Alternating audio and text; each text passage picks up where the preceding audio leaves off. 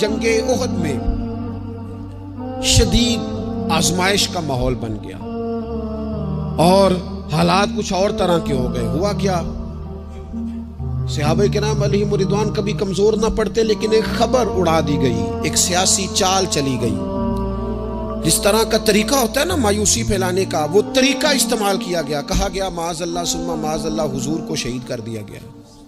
اب امت جانتی ہے کہ صحابہ کی کتنی جذباتی وابستگی ہے نبی پاک کے ساتھ.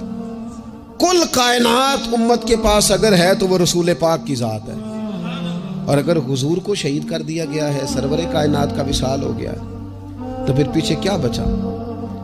طبیعتیں پریشان ہو گئیں، رو رو کے نڈھال ہو گئے. حضرت انس بن مالک رضی اللہ تعالیٰ عنہ کا جو نام ہے نا انس، یہ ان کے چچا کے نام پر رکھا گیا تھا. ان کے چچا کا نام تھا حضرت انس بن نضر رضی اللہ تعالیٰ. وہ نہ نکلے میدان احد میں جب پوری طرح لوگ پریشان تھے، نڈھال تھے، تکلیف میں تھے، کمزور پڑے ہوئے. وہ میدان میں نکلے، کہا یہاں کیوں بیٹھے ہو؟ تو ایک صحابی نے بڑے درد سے کہا آپ کو پتہ ہے حضور کا وصال ہو گیا ہے، خبر ہے کہ حضور کو شہید کر دیا گیا. تو حضرت انس بن نضر نے نا پتہ کس طرح کی بات کی، فرمانے لگے یار اگر حضور شہید ہو گئے ہیں ہم نے جی کے کیا کرنا ہے؟ بیٹھے کیوں ہو؟ اٹھو نا، تلواریں پکڑو. جس رستے میں حضور نے شہادت دی ہے ہم بھی اسی رستے میں شہید نہ ہو جائیں. اٹھو، نکلو. آپ نے اس جذبے کا اظہار کیا کہ جن کی تلواریں سائیڈ پہ پڑی تھی انہوں نے بھی جلدی سے تلواریں اٹھا لی.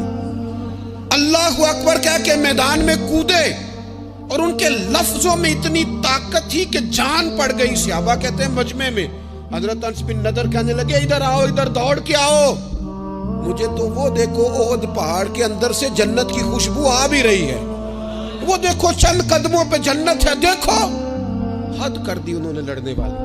حضرت انس بن مالک بعد میں بتایا کرتے تھے، فرمایا کرتے تھے اس جنگ میں میرے چچا کے جسم پر 80 سے زیادہ زخم آئے تھے. 80 سے زیادہ زخم وجود پر موجود ہیں. اللہ کرے میں اپنی ملت کے جوان کو سمجھا سکوں. 80 سے زیادہ زخم جسم پر موجود ہیں، پر حضور کا صحابی پھر بھی کھڑا ہے. تو ایک زخم برداشت نہیں کر سکا اور گر گیا ہے. زخم پہ زخم کھا کے جی، خونے جگر کے گھونٹ پی، آہ نہ کر لبوں کو سی، یہ عشق ہے کو دل لگی نہیں. تو ذرا چل نا اس سارے سفر میں، تو تھوڑا سا نا بیڑیوں سمیت سفر طے کرنے کا مزاج بنا نا. ذرا تپتے ہوئے صحرا پر تیرے پاؤں جلیں تو پھر تجھے پتا چلے گا کہ سفر کس طرح ہوتا ہے. یہ نا امیدی کا مزاج نہیں، یہ اس طرح کی طبیعت نہیں جو ہماری تمام سیاسی جماعتوں نے ملک کے اندر افراتفری پھیلا دی ہے اور پریشانی کر دی ہے. ہمیں ہمت کے ساتھ، ہمیں جذبے کے ساتھ، ہمیں شوق کے ساتھ ایک دوسرے کو بحال کرنا ہے. نبی پاک علیہ السلام نے فرمایا شوربہ زیادہ پکا لیا کرو، پڑوسی کو بھی شامل کر لیا کرو. فرمایا ایک کا کھانا 2 کھا لیں گے، 2 کا کھانا 3 کھا لیں گے، 4 کا کھانا 6 کھا لیں گے.